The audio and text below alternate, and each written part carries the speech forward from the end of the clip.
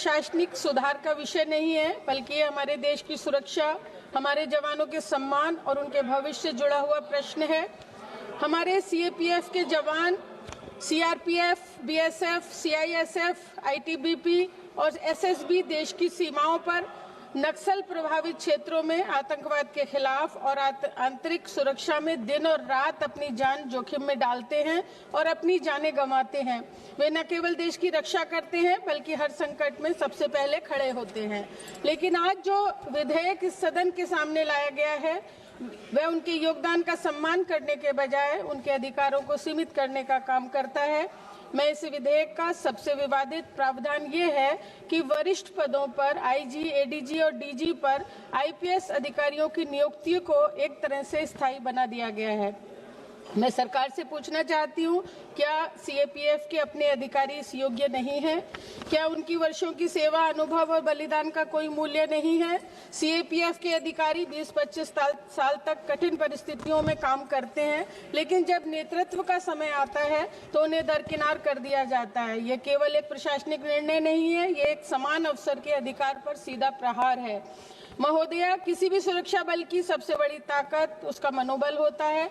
जब एक अधिकारी ये देखता है कि उसके आगे बढ़ने का रास्ता बंद है, उसकी मेहनत का उचित मूल्यांकन नहीं होगा, तो उसका मनोबल टूटता है और वो राष्ट्रीय सुरक्षा के हित में नहीं है। सुप्रीम कोर्ट ने सीएपीएफ को एक ऑर्गेनाइज्ड ग्रुप ए सर्विस के रूप में मान्यता दी है, लेकिन ये विधेयक उस भावना को कमजोर करता है।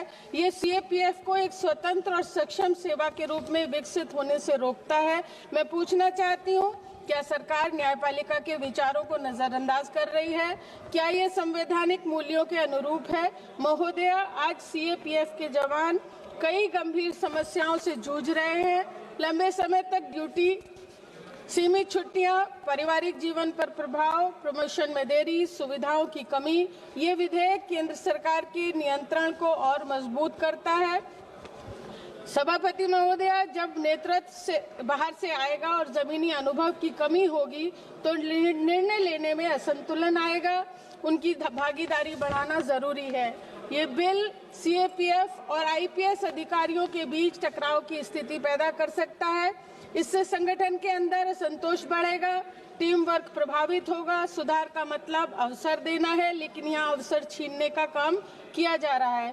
क्या हम उनके भविष्य को सुरक्षित बना रहे हैं? पूरे विश्वास के साथ कहना चाहती हूँ, ये विधेयक जवानों के मनोबल को गिराएगा, ये समानता के सिद्धांत को कमजोर करेगा और हमारे सुरक्षा तंत्र को नुकसान पहुंचा सकता है।